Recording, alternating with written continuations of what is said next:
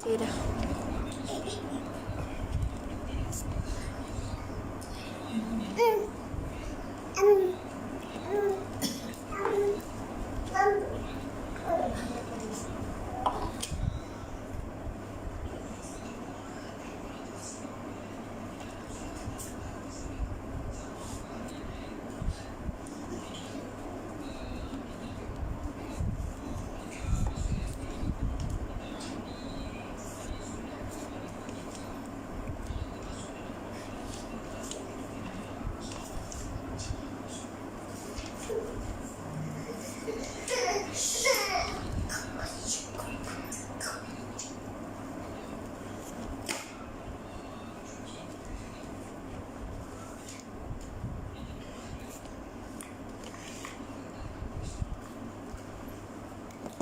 Okay, kita nak tunggu ni kejap kawan kita dulu. Sekejap lagi kita mula.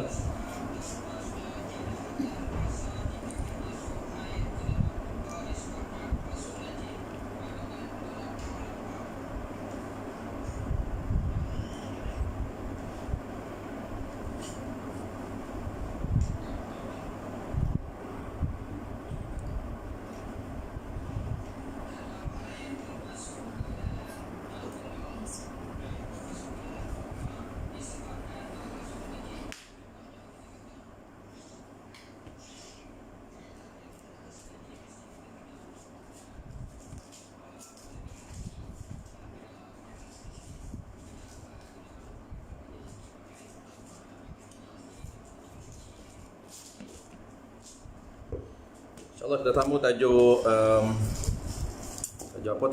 tajuk mata. Sambung malam ni tajuk mata, tak silap, dan setengah daripada faedah yang bangsa dunia. Kita akan sambung malam ni. Hari tu berhentilah sekali muka surat 5, dan setengah daripada faedahnya.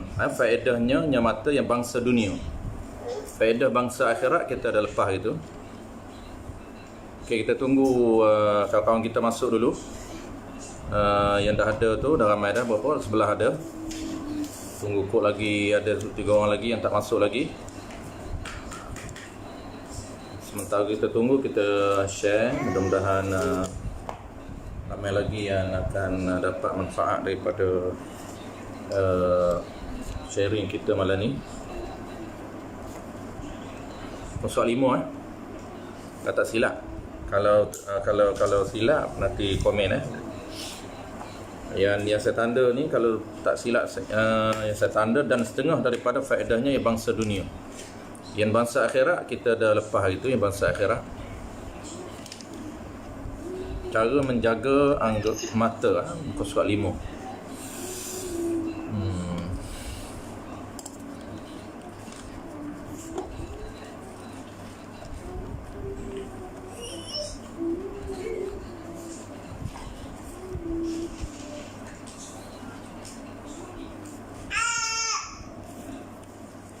Okey, boleh mula Okey, dah ada Abayuk.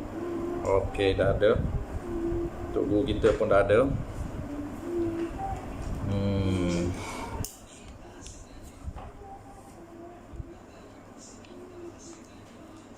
Muka surat 5 insyaAllah. Bismillahirrahmanirrahim. Alhamdulillahirabbil alamin, wassalatu wassalamu ala asyrafil anbiya'i wal mursalin wa ala alihi wa ashabihi ajma'in. Allahumma 'allimna ma jahilna wa anfa'na bima 'allamtana waj'alna minal mukhlisin. Wa sallallahu ala sayyidina Muhammad wa ala alihi wa baraka wasallam. Walhamdulillahirabbil alamin, amma ba'd. Lebih dahulu marilah sama-sama kita menyatakan setinggi-tinggi kesyukuran kehadrat Allah Subhanahu wa taala, kerana dengan limpah kurniaannya dapat sama-sama kita menyambung kuliah kita pada malam ini. Seperti biasa, setiap malam Rabu ataupun Selasa, malam Rabu minggu kedua dan minggu keempat, kita adakan kuliah kitab Penawar Bagi Hati di rumah kita ni. Dan malam ni kita akan sambung seperti biasa Kita akan sambung, kita berhentilah hari itu fasal yang pertama pada menyatakan mata. Fasal yang pertama pada menyatakan mata. Yang kita berhenti hari itu muka surat 5 di bawah sekali, dan setengah daripada faedahnya faedah mata. Baik. Qala al-musannif rahimahullahu subhanahu wa ta'ala, dan setengah daripada faedahnya faedah mata. Yang sebelum daripada ni kita dah bahas ataupun dah sebut faedah mata nisbah akhirat. Ni faedah mata nisbah akhirat. Jadi malam ni kita akan sambung faedah mata nisbah dunia. Dan setengah daripada faedahnya faedah mata, dikendaki murad pada mata ini iaitu sifat pelihat, sifat pelihat yang Allah Subhanahu wa taala letakkan dalam mata kita. Bukan dikendaki secara spontan kita faham. Apabila sebut mata, maka yang kita faham secara umumnya biji mata itu orang panggil spontan yang kita faham. Tapi murad di sini yang dikendaki yang kita nak jaga ini apa dia? Sifat pelihat yang Allah berikan kepada kita. Itu. Dan setengah daripada faedahnya kegunaan. Itu faedah tu kita dah bahas di awal dulu. Yang kata faedah tu kegunaan. Kegunaan. Cuma maksud kegunaan di sini ni kita dah bahas kalau tak silap dulu. Maksud kegunaan tu murad di sini iaitu hikmah ataupun pengajaran. Hikmah ataupun rahsia ataupun pengajaran. Dikendaki faedah di sini rahsia Allah Taala yang Allah Taala buat. Allah Taala cipta mata ini, apa rahsia, apa hikmah yang bangsa dunia. Rahsia nisbah dunia. Rahsia mata Allah Ta'ala cipta untuk kita ini dari sudut dunia. Itu dipanggil faedah dengan nak kepada rahsia ataupun hikmah ataupun pengajaran. Kita dah bahas dulu, Allah Ta'ala jadi mata ni bukan sia-sia. Itu mustahil. Ada dua benda yang mustahil.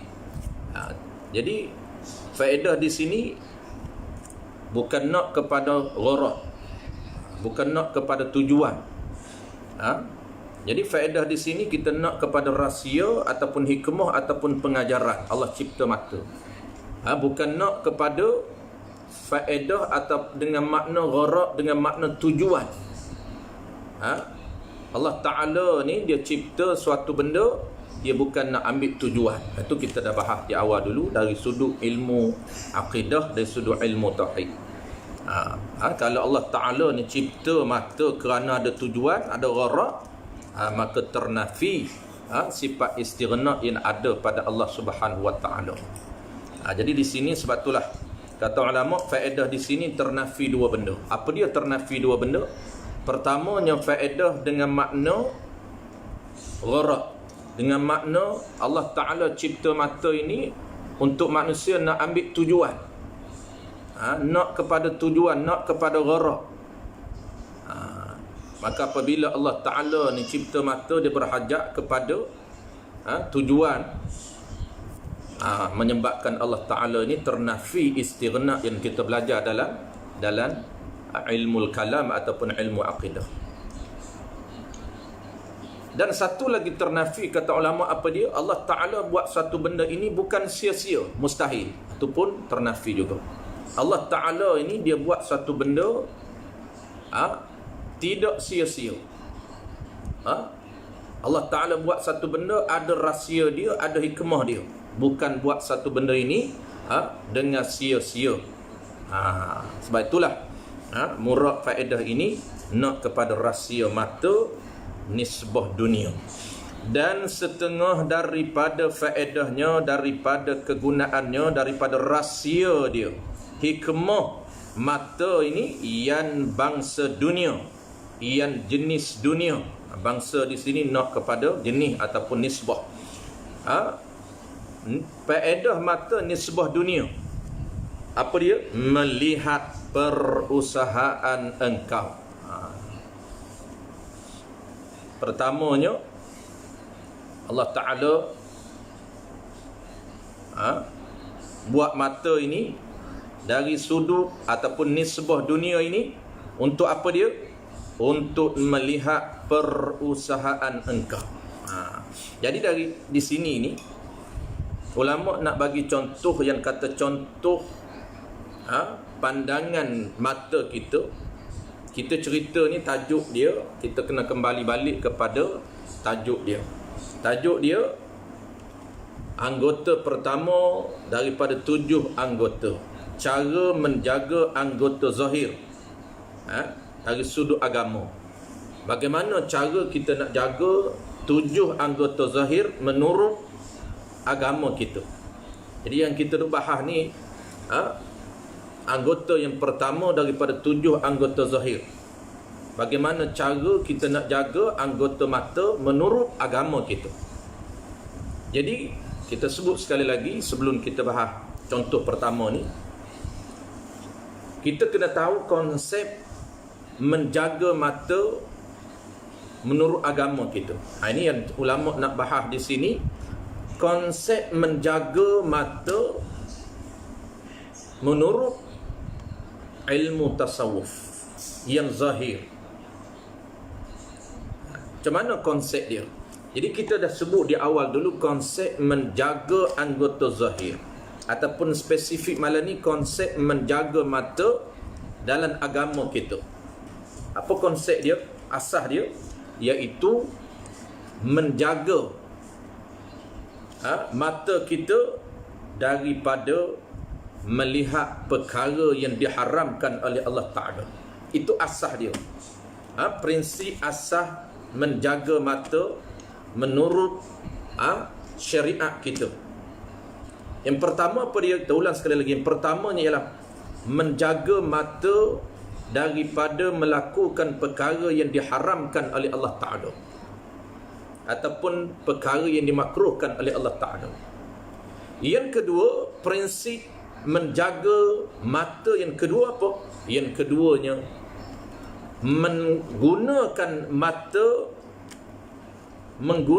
mata kita ini melakukan perkara yang wajib dan perkara yang sunat. Itu dipanggil konsep asas menjaga mata dalam syariat kita. Itu pertama konsep asas. Yang kedua, kita sebut juga di awal perbahasan kita dulu, iaitu pelaksanaan. Apabila kita tahu konsep asas menjaga mata, nak kena tinggal perkara haram dan perkara makruh, dan nak kena buat perkara yang wajib dan perkara yang sunat. Maka yang kedua ulama jelaskan pelaksanaan. Dari sudut pelaksanaan pula, bagaimana pelaksanaan menjaga mata. Yang kata jaga mata tu kita tahu dah, tinggal perkara haram dan makruh, buat perkara yang wajib dan sunat. Maka dari sudut pelaksanaannya macam mana, yang dijelas di bawah sekali. Pelaksanaan inilah yang paling penting, iaitu apa dia? Kita kena tahu pertamanya perkara, senarai perkara yang haram dan perkara yang makruh. Melihat, baru kita boleh tinggal, baru kita boleh jaga mata. Kalau kita tak tahu perkara yang haram lihat, perkara yang makruh lihat, maka kita tak mampu untuk jaga mata. Menyebabkan makruh pun kita lihat, haram pun kita lihat, hak wajib pun kita tinggal, hak sunat pun kita tinggal. Sebab itulah pelaksanaan menjaga mata pertamanya ulama jelas contoh di bawah ini. Senarai perkara yang haram dan perkara yang makruh. Dia bagi beberapa contoh saja. Dan yang kedua yang kita kena tahu apa dia? Senarai perkara yang wajib dan perkara yang sunat. Yang kita dah sebut di awal dulu, iaitu kena tahu mana contoh perkara yang sunat menggunakan mata, Kita tengok dapat pahala, kita tengok dapat pahala. Itu dia panggil perkara-perkara yang kita lihat dapat pahala. Sama ada pahala tu pahala wajib ataupun pahala tu pahala sunat. Kedua-dua ni apabila kita tahu, barulah kita boleh melaksanakan, ataupun kita boleh, bahasa mudah, kita boleh menjaga mata menurut syariat kita. Kita jaga mata dengan erti kata jangan buat benda haram, jangan buat benda makruh. Kita tahu perkara haram, kita tahu perkara makruh nak tinggal, dan dalam masa yang sama kita menggunakan mata kita untuk memandang perkara yang dapat pahala, sama ada pahala tu wajib ataupun pahala tu sunat. Itu dinamakan menjaga mata menurut agama kita. Baik, maka kita nak tahu ulama kita nak sebut kegunaan mata kita ini untuk dunia ataupun nisbah dunia. Apabila kita sebut nisbah dunia, umumnya kita dah bahas dulu apa makna nisbah akhirat, apa makna nisbah dunia. Nisbah dunia ni perkara yang tidak ada pahala di akhirat, walaupun rupa dia rupa akhirat. Kita dah sebut di awal dulu, kita bahas apa makna nisbah akhirat, apa makna perbuatan akhirat, apa makna pekerjaan itu pekerjaan akhirat, dan apa makna perbuatan itu perbuatan dunia. Kita ulang sekali lagi, yang kata perbuatan akhirat itu pekerjaan yang dijanjikan pahala oleh Allah Ta'ala di akhirat kelak, walaupun di atas rupa dunia, tetapi ada pahala di akhirat kelak. Nampak rupa dunia bukan rupa agama, bukan rupa akhirat, tetapi dia boleh jadi akhirat. Begitu juga makna dunia di sebaliknya. Makna dunia ni apa dia? Makna dunia ini perkara yang tidak ada pahala di akhirat, walaupun rupa agama. Walaupun rupa agama, kita tengok dia baca Quran, Quran itu sebahagian daripada ibadat. Kita tengok dia solat sunat, kita tengok dia belajar agama, kita tengok dia mengaji pula fardu ain, menadah kitab fardu ain, bukan fardu kifayah, pahalanya besar daripada fardu kifayah. Rupa itu rupa akhirat, asal dia rupa akhirat, ada pahala di akhirat, tetapi niat dia tak betul, menyebabkan dia tidak ada pahala di akhirat. Dia bukan niat semata-mata kerana Allah Ta'ala. Dia belajar agama, status ilmu itu fardu ain, tetapi niatnya bukan semata-mata kerana Allah Ta'ala. Niat nak suruh orang puji, niat nak suruh orang kata dia rajin, bukan niat semata-mata kerana Allah Ta'ala. Maka ini tak akan jadi akhirat, walaupun rupa dia rupa akhirat. Dia semayan nak tunjuk kepada orang, semayan riak, riak ibadat yang riak, maka tidak ada pahala di sisi Allah Ta'ala, walaupun rupa itu rupa akhirat. Itu maksud dunia. Maka di sini dia nak bagi contoh ni umum, perkara yang mubah tanpa dikaitkan dengan aridi. Mana contoh dia? Umum dulu, tanpa memandang dari sudut niat. Apabila dia pandang dari sudut niat, perkara mubah itu bertukar jadi ibadat. Ini contoh yang kata amalan ini menggunakan mata untuk memandang perkara dunia secara umum, secara mubah, tanpa dikaitkan dengan aridi, tanpa dikaitkan dengan perkara ataupun niat kerana ibadat. Tu mana contoh secara umum. Dan setengah daripada faedahnya, faedah mata yang bangsa dunia, nisbah dunia, mana dia? Pertama, melihat perusahaan engkau. Perusahaan. Jadi melihat perusahaan engkau. Ini secara umum, tanpa kait, tanpa niat, tanpa memandang dari sudut aridi, dari sudut niat. Apabila kita pandang dari sudut niat, dia bertukar. Perkara mubah itu dia boleh jadi ibadat, perkara mubah itu dia jadi kebajikan, perkara mubah itu dia jadi pahala, walaupun rupa dunia, tetapi dia boleh jadi akhirat. Ini kita panggil, kita sebut di awal kuliah dulu, makna akhirat, perkara, amalan, pekerjaan, tiap-tiap pekerjaan yang ada pahala, dijanjikan pahala oleh Allah Ta'ala, walaupun di atas rupa dunia. Ini dia nak cerita rupa dunia, tanpa ada qaid, tanpa ada niat. Mana dia? Melihat perusahaan engkau. Asal perusahaan ni dia panggil pertukangan, as-sina'ah. Tapi murad di sini yang dikenaki di sini apa dia? Tiap-tiap pekerjaan sendiri. Ini contoh pertama. Pekerjaan sendiri. Mana pekerjaan sendiri ni? Kerja sendiri, bukan kerja makan gaji dengan orang dak. Kerja sendiri. Mana? Contoh dia. Contoh dianya as-sina'ah, pertukangan. Pertanian dan perniagaan. Tu disebut di dalam kitab I'anatul Talibin jilid yang ketiga, membahaskan dalam tajuk muamalah ataupun dalam bab jual beli, kitab baik. Dalam kitab jual beli ada disebut hadis ini. Nabi menyatakan, apabila sahabat tanya Nabi, su'ilan Nabi sallallahu alaihi wasallam, ayyul kasbi atyab. Sahabat tanya Nabi. Ini keluar istina'ah, ni perusahaan ini diambil daripada hadis Nabi. Antara hadis Nabi dibahaskan dalam kitab jual beli, disebut di dalam hasyiah I'anatul Talibin bagi Syekh Bakri Syata. Sahabat tanya Nabi, ayyul kasbi atyab, kerja apa yang paling baik? Lalu kata Nabi, faqala amalur rajuli biyadihi. Lalu kata Nabi, amalan, pekerjaan seorang laki-laki itu biyadihi, dengan menggunakan tangannya sendiri, kerja sendiri. Lalu ditafsirkan oleh para ulama, kita apa dia rajulu biyadihi ini? Wa huwa sina'ah, iaitu pertukangan. Dan termasuk juga wa yashmalu zira'ah, dan termasuk juga pertanian. Kata para ulama, ar-rajulu biyadihi. Dan hadis itu panjanglah, ada wa kullu bai'in mabrurin. Hadis itu panjang lagi. Baik, contoh pertama melihat pekerjaan kita. Melihat perusahaan engkau.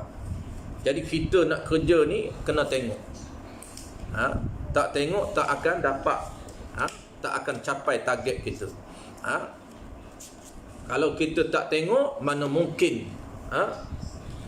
untuk kita menyempurnakan pekerjaan kita. Maka nak tengok apa saja kerja kita, kena tengok. Nak buat kerja apa pun kena tengok. Nak tani, nak bertukar ni contoh saja, pertukangan, pertanian, bisnes. Wa kullu, dalam hadis itu disebut wa kullu bai'in mabrurin. Itu merujuk kepada at-tijarah, bisnes. Orang yang businessman, maka dia kena tengok orang kerja apa. Segala pekerjaan dia kena tengok, baru boleh buat kerja. Maka tengok menggunakan mata, tengok apa yang dia nak buat kerja itu, maka itu orang panggil pandangan nisbah dunia. Pada umumnya perkara yang mubah, perkara yang haram, tanpa dia qaid. Tanpa dia qaid. Tetapi apabila dia niat, perkara yang haram itu, perkara yang dunia itu, kalau dia niat kebajikan, dia niat semata-mata kerana Allah Ta'ala, nak mencari nafkah wajib, nak mencari nafkah sunnah, maka dia melihat perkara, melihat pekerjaan yang ada pahala di sisi Allah Ta'ala. Itu dia tak jadi dunia, dia jadi akhirat. Tapi di sini nak cerita dunia. Sebab itulah kita, apabila kita tahu cara, janganlah pekerjaan kita jadi dunia saja rugi. Bagi jadi akhirat. Bagi jadi akhirat, bagi ada pahala. Baik, contoh pertama, settle. Dan melepas, dan yang kedua. Baik, settle contoh pertama, melihat perusahaan engkau. Ini contoh satu saja. Maknanya segala pekerjaan kita, apa saja kerja kita, kita melihat perkara yang termasuk dalam kerja kita itu contoh melihat perkara dunia, tak ada pahala. Itu secara umum. Secara umumnya tanpa ada niat, Tapi kalaulah kita nak tukar perkara dunia jadi perkara akhirat, setiap pandangan kita kepada pekerjaan kita itu nak dapat pada akhirat, maka kita kena niat.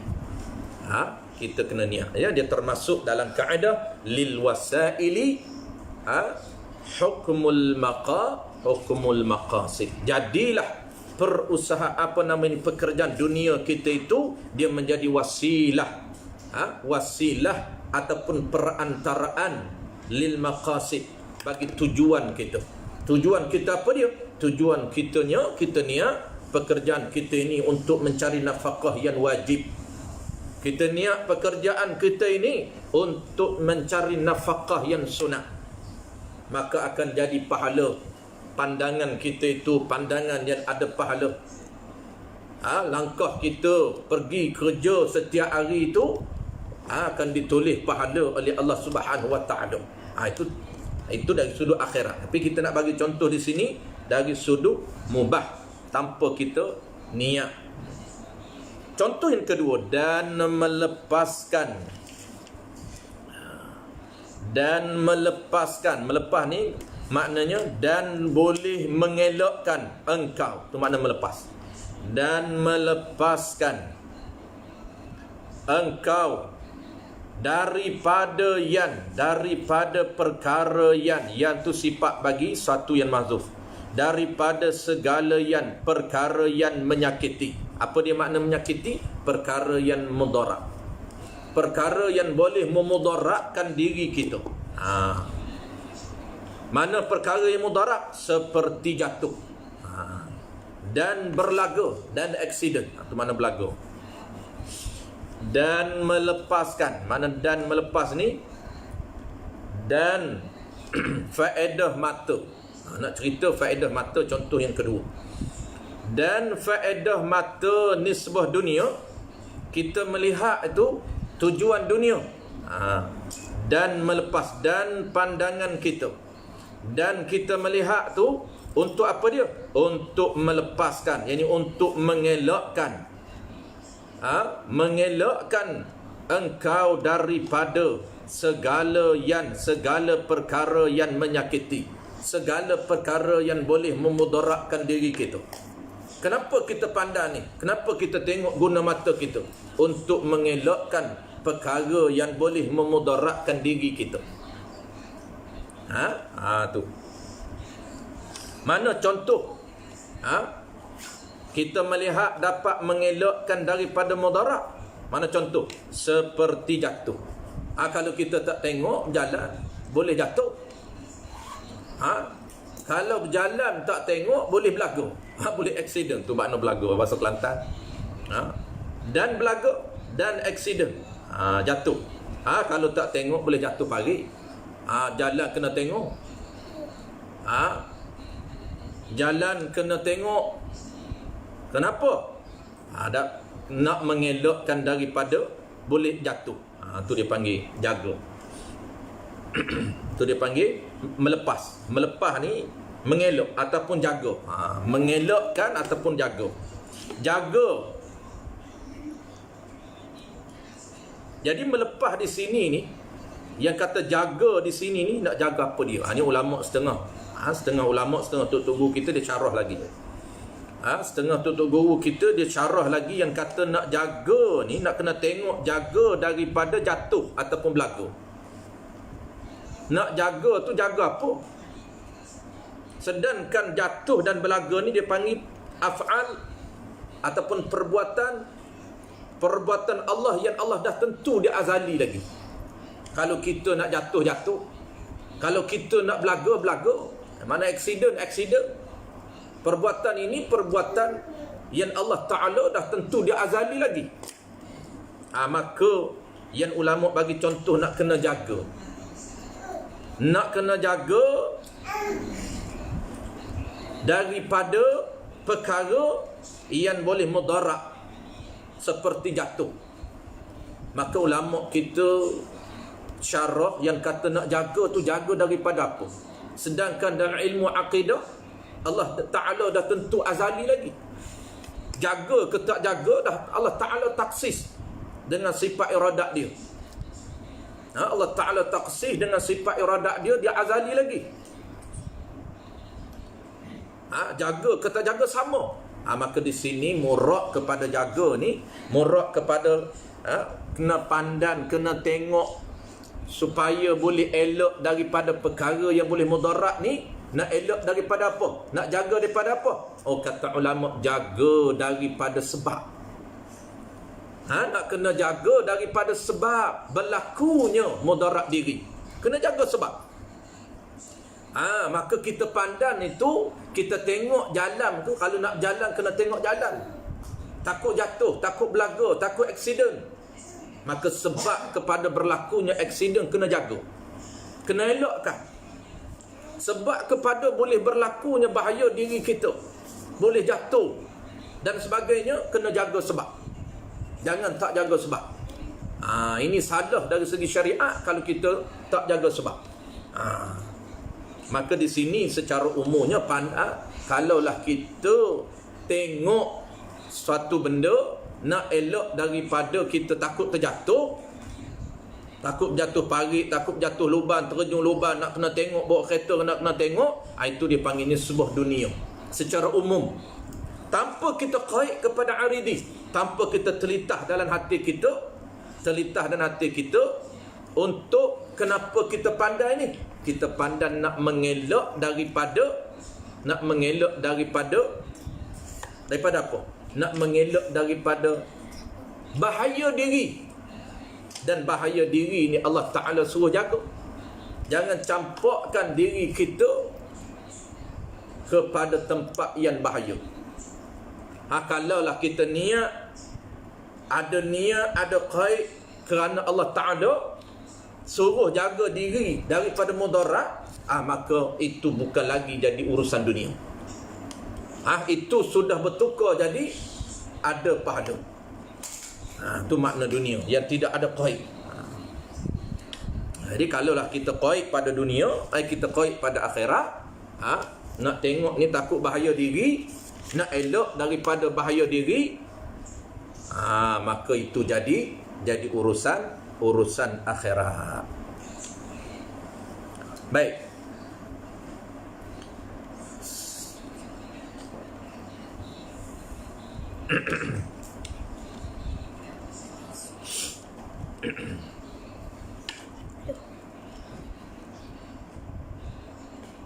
Habis.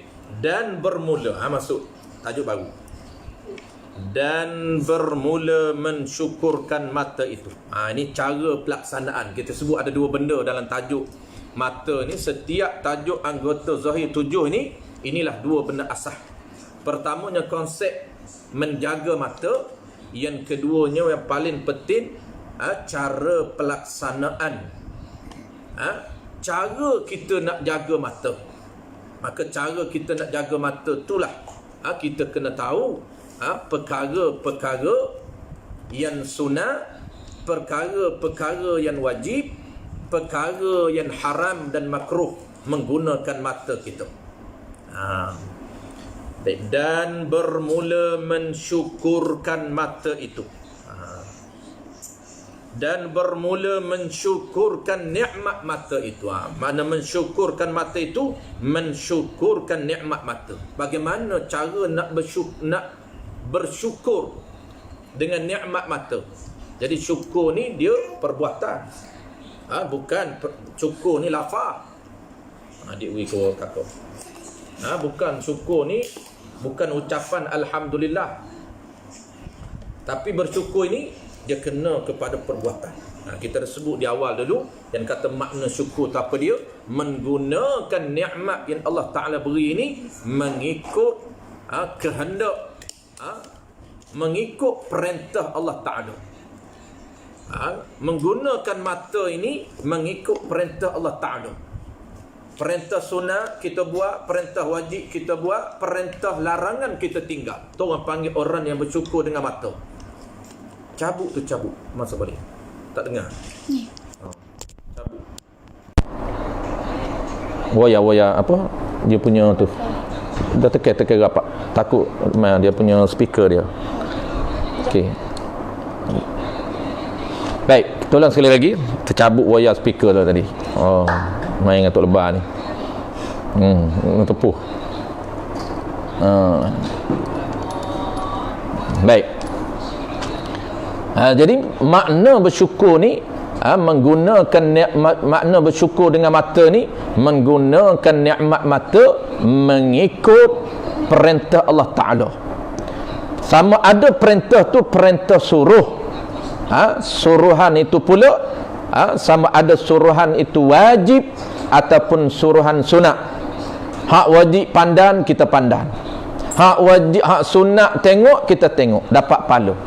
Ataupun perintah larangan, sama ada larangan itu larangan yang haram, haram melihat, kita tinggal, ataupun larangan makruh, perkara yang makruh kita tinggal. Itu maksud bersyukur dengan mata. Dan bermula mensyukurkan nikmat mata itu, mana dia? Memelihara daripadanya. Jadi kalau ikut dalam kitab ni, dia tulis memelihara daripadanya. Ada setengah tok guru kata dia memeliharanya daripada. Jadi bertukar, nya itu kembali memelihara. Memeliharanya mata daripada tiap-tiap melihat yang haram. Ini cara bersyukur dengan menggunakan mata. Pertama, cara bersyukur dengan menggunakan mata ni, yang pertama apa dia? Memelihara, jaga mata kita jangan memandang tiap-tiap perkara yang haram. Kalau benda tu haram, kita jangan tengok. Kena pantan melihat perkara haram. Bukan pantan dengan makna jangan melihat benda haram. Itu pertama. Seperti ni dia bagi contoh. Benda makruh dia tak bagi dalam kitab kita ni, dia kitab yang kecil saja. Dia hanya bagi contoh perkara haram. Jadi malam ni kita habiskan contoh perkara haram ini, kemudian ayat-ayat Quran kita akan sambung lain kali. Dia ada dalil, ada 3 dalil mengemukakan dalil yang haram melihat perkara-perkara yang diharamkan oleh Allah Ta'ala lihat. Ada 3 dalil, 1 ayat Quran dan 2 hadis Nabi sallallahu alaihi wasallam. Baik, ini cara kita nak menjaga mata. Kita dah sebut awal tadi, jaga mata ini kena meninggalkan perkara yang diharamkan oleh Allah Ta'ala dan perkara yang dimakruhkan oleh Allah Ta'ala. Maka kita nak tahu ni senarai perkara yang diharamkan oleh Allah Ta'ala supaya kita boleh tahan mata kita jangan pandang. Apabila kita ketika mana kita nak pandang benda haram, kita tahan dengan niat semata-mata kerana Allah Ta'ala. Walaupun hati kita nak tengok sangat, hati kita ni nafsu kita duk kacau, syaitan kita duk injek dalam hati kita supaya kita tengok, kita pandang, maka kita tahan jangan memandang, dan hati kita telitah, aku ni tak memandang kerana Allah Ta'ala, kerana perintah haram di sisi Allah Ta'ala, barulah kita dapat pahala. Pahala apa? Pahala meninggalkan perkara yang diharamkan oleh Allah Ta'ala melihat. Itu dia panggil amalan kita. Pekerjaan melihat, menahan perkara yang haram, bukan melihat benda yang dapat pahala dah, itu lepas dah. Ni nak cerita ni, kita tahan jangan pandang perkara haram, dapat pahala. Dia panggil pahala tak memandang perkara yang diharamkan oleh Allah Ta'ala. Bukan dapat pahala melalui pandangan yang sunat dan wajib, bukan. Ini nak cerita contoh yang kedua.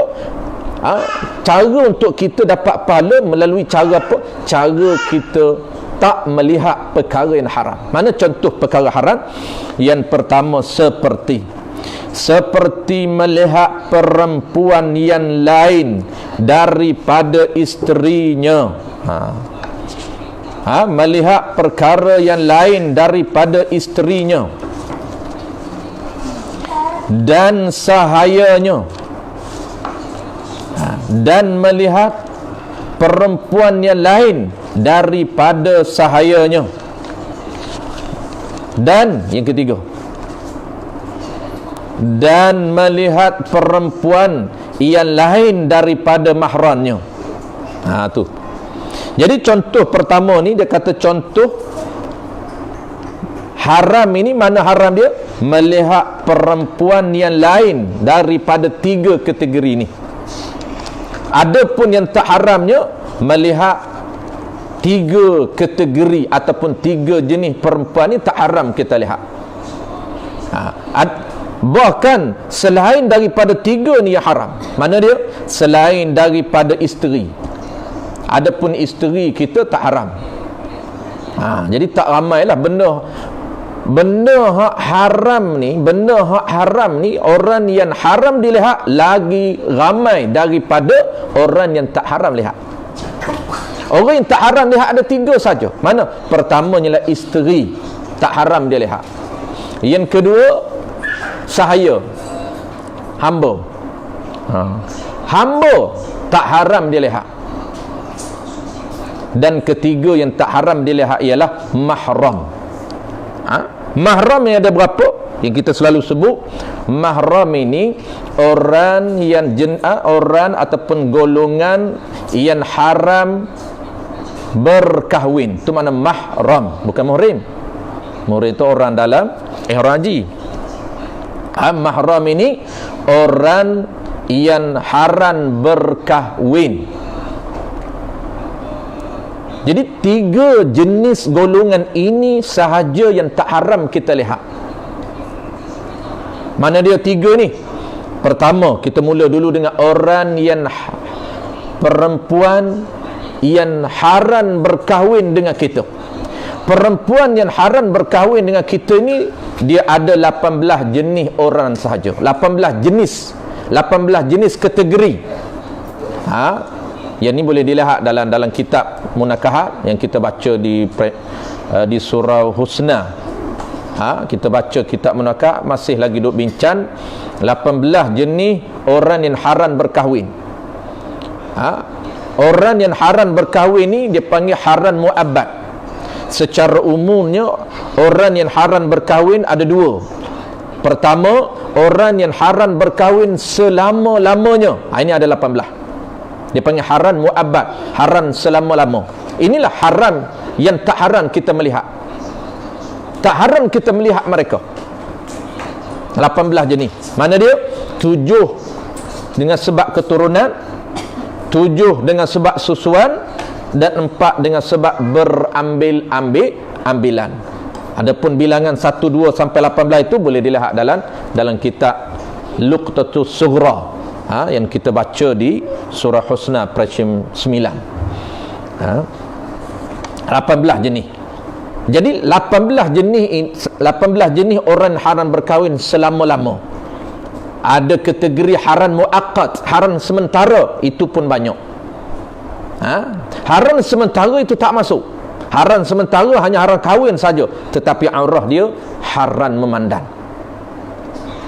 Tetapi 18 jenis ini aurah mereka hanya setakat pusat dengan kepala lutut saja.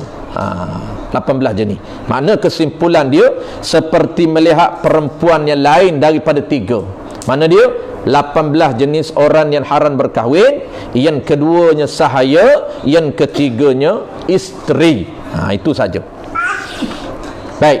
Dan seperti contoh kedua. Contoh pertama, melihat perempuan selain daripada 3 jenis tadi. Contoh yang kedua, dan seperti melihat akan yang muda belia. Dan melihat. Ini kita duk bincang melihat. Dia tak sebutlah sentuh. Tu kena faham sendirilah. Di sini kita fokus bab melihat saja. Adapun 2 lagi dia tak sebut, kerana 2 lagi berada dalam kitab Munakahat. Apa dia? Haram melihat, haram sentuh, dan sentuh yang ketiganya sentuh yang membatalkan wuduk. Ni. Dan seperti melihat. Kalau tadi seperti melihat perempuan, maknanya melihat dan sentuh. Haram melihat, haram sentuh, dan sentuh yang membatalkan wuduk selain daripada 3 kategori. Dan contoh kedua, melihat dan sentuh haram. Seperti haram melihat dan sentuh akan orang yang muda belia. Ini dia panggil, istilah fiqh dia panggil amrad. Yang muda belia, dia panggil amrad ni. Muda belia ini macam mana ciri-ciri yang kata muda belia ni? Iaitu remaja lelaki. Lelaki dia ada khilaf lah di sini. Yang pertama yang kata haram sentuh amrad ni apa dia? Amrad ni ciri-ciri amrad. Yang pertamanya dia ni lelaki. Ciri yang keduanya dia handsome. Lelaki yang handsome. Ciri yang ketiganya, ada ulama kata yang belum balik. Tapi ni khilaf di sini. Kita bagi kedua-dua pandangan. Ciri yang ketiga ulama kata belum balik. Dan ada setengah pandangan mengatakan dah balik tapi belum berusia 30 tahun. Ada setengah pandangan mengatakan balik dah tetapi lingkungan belum berusia, tak sampai lagi 30 tahun. Tu ada pandangan begitu. Jadi khilaf di sini. Ciri yang ketiga. Ciri yang keempat apa dia? Ciri yang keempatnya dia ini, selain daripada lelaki, selain daripada dah balik, ada yang kata belum balik, selain daripada handsome, dia kacak, dan ciri yang terakhirnya amrad yang haram kita lihat ini, aurah dia haram lihat. Apa dia? Dia ni belum tumbuh bulu. Apa dia bulu tu? Belum tumbuh janggut lagi. Tu setengah ulama kata dia ni tak balik lagi. Setengah ulama kata dah balik dah tapi umur dia tak sampai 30. Tapi jenis tak naik bulu. Misai tak ada, janggut tak ada. Ulama kata maksud bulu ni janggut. Walaupun misai ada tapi janggut tak ada. Tapi dia ni pula handsome. Tengok orang lelaki, tengok dia teringin. Ni geng apa hari ni dia panggil? Geng jambu hari ni. Jenis jambu ni. Ni jambu bahaya, tak boleh tengok dia. Bukan pondan. Ni bukan cerita hak pondan ni. Laki dia tak pondan. Cuma dia ni lain sikit. Tengok pun haram juga. Tu dia panggil amrad di dalam kitab fiqh. Tengok haram, sentuh pun tak boleh. Dia karen lain. Dia lain macam kita tengok dia. Tengok dia pun lain macam. Dan seperti yang ketiga, contoh ketiga, haram menggunakan mata kita. Haram melihat. Kita duk bincang perkara yang haram lihat yang ketiga contoh. Kenapa nak kena tahu senarai perkara yang haram? Supaya kita boleh tinggalkan perkara haram. Dan ketika kita nak tinggal itu, kena qaid, kena ada niat kerana Allah Ta'ala, baru dapat pahala. Kenapa dia tak tengok perempuan yang haram berkahwin, perempuan yang halal berkahwin dengan dia? Walaupun teringin nak tengok, nak tahu cantik ke tidak perempuan tu, nak tahu siapa dia, dia tak tengok. Kenapa? Semata-mata kerana Allah, baru dapat pahala. Dia panggil pahala meninggalkan melihat perkara yang haram. Tu. Contoh yang ketiga, dan seperti melihat akan aurah laki-laki. Ini haram. Melihat aurah ni bukan aurah perempuan saja. Bukan melihat aurah perempuan saja. Bahkan melihat aurah laki-laki pun haram. Ini terkadang kita ni terlepas pandan. Dia ingatkan tengok aurah perempuan saja haram. Aurah laki-laki tak apa. Sebab tu pergi rumah kawan-kawan kita, kadang-kadang kawan-kawan kita dia tak berapa cakna sangat. Pakai seluar pendek, pakai seluar tomoy saja. Kawan laki sama laki, haram melihat aurah laki-laki. Apa yang kata aurah ni? Orang Melayu pun dia panggil aurah juga. Kerana orang Melayu ni, orang asal dulunya, perkataan dan istilah yang dia guna itu dia faham menurut agama. Dia tak terjemah. Tapi kita hari ni kena terjemah kerana lama dah kita tinggal sehingga kita lupa makna aurah apa dia. Makna aurah ni apa dia? Aurah ni pada bahasanya perkara yang aib tu bahasa. Yang kita nak ialah istilah agama kita. Dalam bahasa agama apabila sebut aurah ni dia kena kepada dua makna. Ma yajibu satruhu wa ma yahrumu nazrahu. Dua makna aurah. Kadang-kadang kita faham satu aurah saja. Ni disebut di dalam kitab Nailur Raja, syarah bagi Safinatun Najah. Disebut juga dalam kitab Al-Baijuri Ibnu Qasim, syarah bagi kitab Fathul Qarib. Yang kata aurah ni apa dia? Kawasan yang wajib dikatuk. Ma yajibu satrah. Kawasan yang wajib dikatuk. Kena tahu lelaki ni, aurah lelaki ada berapa, aurah perempuan ada berapa kawasan yang wajib dikatuk mengikut situasi dia.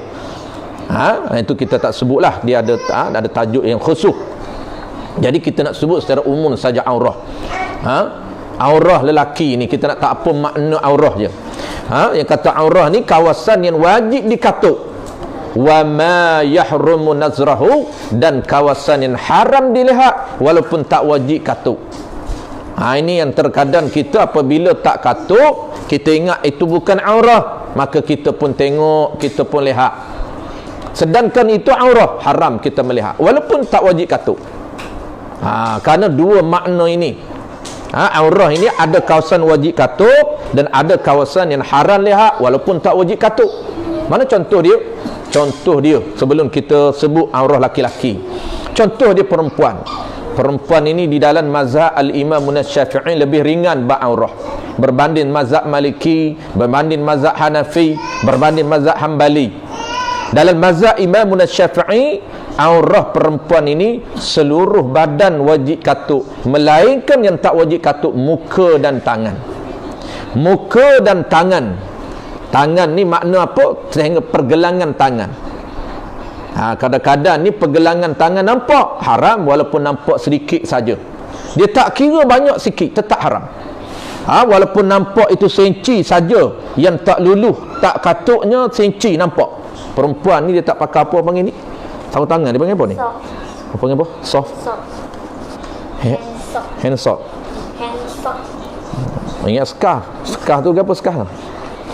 Oh, scarf nak tudung pula. Oh. Dia tak pakai sarung tangan lah kita kata. Apa panggil ni? Handsock. Oh, handsock. Ingat sabun sok. Stoking tangan. Ingat handsock tu sabun tangan. Ni stoking tangan. Apabila dia angkat tangan, kalau kita tak pakai stoking tangan, yang kata aurah bagi perempuan ni, perempuan kita sebut perempuan dulu, aurah bagi perempuan seluruh badan, melainkan yang tak wajib katuk muka dan tangan. Apa makna muka? Muka ada border, sempadan muka kena tahu. Nak tahu sempadan muka, belajar di dalam bab wuduk. Mana sempadan wajib basuh. Wajib basuh ketika ambil wuduk. Muka yang wajib basuh ketika ambil wuduk, dan muka sunat basuh ketika ambil wuduk. Itu sepadan muka yang wajib dikatuk. Dagu lain. Bawah dagu ni bukan muka. Bawah dagu. Mesti orang perempuan pakai apa dia panggil ni? Pakai telekon. Apa? Telekon ni. Pakai telekon. Pakai telekon ataupun pakai kain tudung, pastikan muka sahaja yang nampak. Dagu kena tutup dagu. Nak tutup dengan apa tu? Ejahlah sendiri. Asalkan tutup saja. Yang dibenarkan tak wajib katuk ialah dibenarkan buka ialah muka dan dua tangan. Dua tangan serta tapak. Tangan dan tapak tangan. Maka tangan ini hingga pergelangan. Jangan terlebih. Kena pakai stoking tangan kalau tangan dia tak ketat. Ataupun kalau dia pakai baju bagi perempuan, dia tak nak pakai stoking tangan pun tak ada masalah apa. Tak ada masalah. Sebab dia kacin tangan ketat. Maka dia tak terbuka. Adakah tidak aurah tangan dengan muka? Aurah. Cuma dia tak wajib katuk. Aurah pada makna apa? Aurah pada makna wa ma yahrumu nazrah. Kawasan yang haram tengok. Kita tak boleh nak tengok muka perempuan, nak tenun muka perempuan. Jangan kita faham, muka tak wajib katuk, boleh tengok muka dia. Boleh tenung muka dia. Boleh duk belek muka dia. Nak tengok tai lalat mana, bibir lagu mana, hidung macun tak macun, mata dia macam mana. keni dia lebak tak lebak, mana boleh. Tak boleh nak tilik muka dia, kerana muka dia aurah pada makna yang kedua, iaitu haram melihat. Itu contoh bagi perempuan. Baik, contoh lelaki, kita masuk contoh yang ketiga, contoh lelaki. Dan seperti melihat akan aurah laki-laki, dan haram melihat akan aurah laki-laki. Maka aurah laki-laki ni dia ringan sedikit daripada perempuan. Dia ringan sedikit daripada perempuan. Laki-laki macam mana? Laki-laki ni dia ikut situasi dia. Laki-laki aurah dia bermula daripada pusat hingga lutut. Pusat hingga lutut. Itu laki-laki. Jadi badan dia ini tak wajib katuk. Muka orang lelaki tak wajib katuk, badan orang lelaki tak wajib katuk, kaki lelaki tak wajib katuk, betih lelaki tak wajib katuk. Yang wajib katuknya pusat hingga lutut. Maka secara detail dalam kitab fiqh bahas, adakah pusat termasuk aurah dan adakah lutut termasuk aurah. Kita dah bahas ni panjang lebar dalam kitab fiqh. Kita ulang sekali lagi secara ringkas saja. Pusat secara asasnya tidak aurah. Kepala lutut secara asasnya tidak aurah. Tetapi kenapa wajib katuk juga? Wajib katuk sebahagian pusat ini, yang wajib katuknya sebahagian daripada pusat, dan kepala lutut wajib katuk sebahagian daripada kepala lutut. Kenapa? Termasuk dalam kaedah ma la yatimul wajib illa bihi fahuwa wajibun. Kerana bodoh sempadan nak melaksanakan perkara wajib tak sempurna kalau kita tak ambil separuh kepala lutut, separuh pusat untuk menyempurnakan kawasan sempadan yang wajib. Terpaksa kita kena lebihkan, maka lebih sedikit tu wajib. Adapun diri pusat dan diri kepala lutut tak wajib. Yang wajib mana? Yang wajib sebahagian kepala lutut wajib, sebahagian daripada pusat wajib. Adapun katuk semua, itu sunat. Kena tahulah bodoh hak mana sunat pada hak mana wajib tu. Baik. Tetapi badan lelaki tak wajib katuk, adakah tak termasuk aurah? Aurah tak? Allah. Badan lelaki ni aurah ke tidak? Aurah, cuma tak wajib katuk. Aurah bagi perempuan, dia haram melihat badan lelaki. Tak boleh nak tenung tengok sado tak sado. Laki petang-petang basuh kereta, basuh motor depan rumah tak pakai apa? Pakai sarung, pakai kain je. Pakai kain pun kilah atas lutut. Orang Kelantan kata kilah sampai atas lutut, nampak lutut duk keluar. Dah lutut duk keluar, pusat pusat duk keluar. Pusat jelai luar, kepala lutut pun duk keluar. Basuh kereta, basuh motor Tok Lebay ni, Tok Haji ni, Tok Lebay pondok ni. Lalu orang lelaki, orang perempuan lalu, dia boleh tengok badan? Tak boleh tengok. Tapi tak wajib katuk. Tu kena jaga. Pandangan mata kita jangan melihat badan lelaki, jangan melihat betih lelaki. Cuma tak wajib katuk. Sebab tu jadi sunat katuk. Sunat katuk, pakailah baju, pakailah tutuplah betih kita. Itu jadi sunat bagi lelaki. Maka lazimkan olehmu,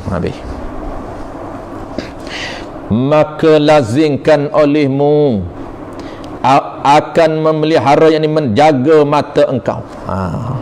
Baik, sikit lagi kita habiskan satu ayat. Dia ada 3 dalil, dia nak kemukakan dalil. Penutup dia, maka lazimkan olehmu, wajib olehmu akan menjaga mata engkau. Jaga mata ni dengan erti kata jangan melihat benda haram. Sebab tu kena tahu benda haram. Dia hanya bagi contoh 3. Ni contoh asas dia bagi. Jangan tengok aurah perempuan selain daripada 3. Jangan tengok amra, dan jangan tengok aurah laki-laki. Jangan. Tu habis. Baik. Jadi penutup dianya, kita baca sikit penutup. Dia tutup dengan dalil, ada 3 dalil yang kata haram 3 contoh haram memandan tadi. Haram memandan 18 jenis, campur isteri dan campur dengan hamba. Dan haram contoh yang kedua, haram memandan amrak, dan ciri-ciri amrak yang kita sebut ada 4 ciri amrak serta khilaf tadi. Dan contoh yang ketiga, dan haram memandan aurah laki-laki.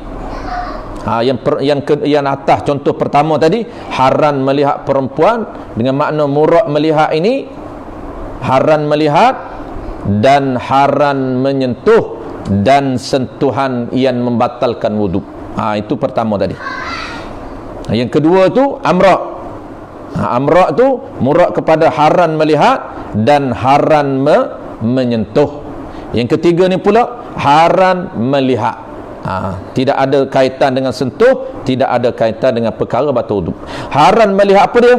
Haram melihat aurah. Yang kita dah sebut makna aurah itu, ada 2 makna aurah. Dan pembahagian aurah di dalam tajuk, dalam kitab fiqh. Maka lazimkan olehmu akan memelihara. Memelihara tu akan menjaga. Jaga apa? Jaga jangan menggunakan mata untuk memandang perkara yang haram dan perkara yang makruh. Kerana firman Allah firman Allah Ta'ala, ni dalil, dia ada 3 dalil. Pertamanya dalil daripada ayat Quran, dan yang keduanya dalil daripada hadis Nabi sallallahu alaihi wasallam. Jadi insya-Allah 2 dalil lagi tu, dan huraian dalil pertama ni pun tak sempat malam ni. Kita akan sambung kuliah akan datang. Cuma kita baca saja. Adapun huraian dalil ni kita akan letak dalam akan datang. Qul lil mu'minina yaghuddu min absarihim wa yahfazu furujahum dzalika azka lahum innallaha khabirum bima yasna'un. Dalam surah An-Nur Rukun 30. Artinya, bersabda olehmu hai Rasulullah, qul, katakanlah wahai Rasulullah, kata-kata tu bagi sekalian yang beriman, pejamkan oleh kamu akan mata kamu. Pejamkan oleh kamu akan mata kamu. Pejam di sini maknanya tahan. Tahan mata kamu, jangan melihat perkara yang haram. Bayang dia pejam-pejam tu daripada barang yang, yakni perkara yang tiada harus, yakni perkara yang haram bagi kamu melihatnya, melihat perkara yang haram itu.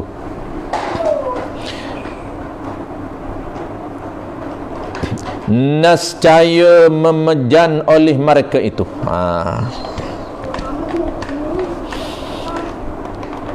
Nescaya memejan oleh mereka itu. Memejan tu maknanya nescaya memejan, menjaga oleh mereka itu, menahan oleh mereka itu. Tahan dengan makna tak melihat oleh mereka itu akan segala mata mereka itu. Mereka tahan, mereka tak melihat akan segala mata mereka itu. Mereka itu mereka orang yang beriman. Dan suruh olehmu, dan suruh olehmu, olehmu tu wahai Nabi, akan mereka itu dengan memelihara faras mereka itu.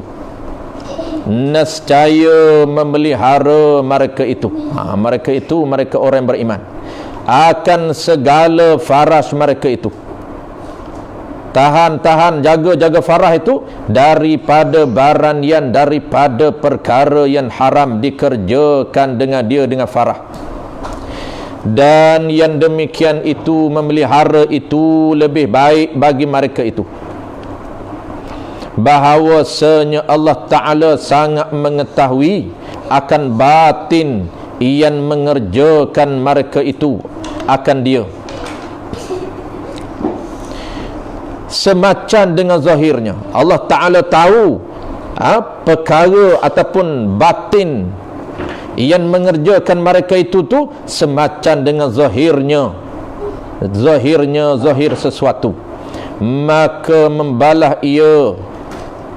Allah Ta'ala mereka itu, orang mukmin itu, atas sesuatu yang dikerjakannya. Baik, ada pada ayat ini wallahu a'lam. Ini penjelasan ataupun huraian detail tentang ayat ini. Dia nak cerita ada 3 pengajaran daripada ayat yang Allah Ta'ala sebut di atas. Wallahu a'lam. InsyaAllah kita sambung bulan depan, minggu keempat. Minggu keempat tu kita sambung, kita habiskan kedua-dua dalil. Dia ada 3 dalil yang menunjukkan Allah Ta'ala mengharamkan. Allah Ta'ala nak cerita tentang haram memandang perkara yang diharamkan oleh Allah Ta'ala. Mana dalil? Ini pertama dalil dia, yang kedua pula hadis Nabi, dan yang ketiga pun hadis Nabi. Ini dalil sebagai penutup. Penutup kepada apa? Kepada senarai perkara yang diharamkan oleh Allah Ta'ala melihat. Wallahu a'lam. Kalau makruh tak ada dah kitab ni. contoh Kalau makruh, ada kitab tak ada penutup tu. Penutup kita bagi contoh perkara makruh. Banyaklah perkara makruh. Tengok orang gila, makruh. Tengok benda keji di sisi syarak, macam khinzir, tengok babi, benda makruh. Tengok orang gila, makruh. Tengok satu perkara yang keji, makruh kok. Orang gila pun masuk perkara keji. Wallahu a'lam. Bismillahirrahmanirrahim. Alhamdulillahirabbil alamin, wassalatu wassalamu ala asyrafil anbiya'i wal mursalin wa ala alihi wa ashabihi ajma'in. Allahumma faqihna fid din wa 'allimna ta'wil wa ja'alna minal ulama'ul 'amilin wa ja'alna minal mukhlisin. Wa sallallahu ala sayyidina Muhammad wa ala alihi wa baraka wa sallam. Walhamdulillahi rabbil alamin.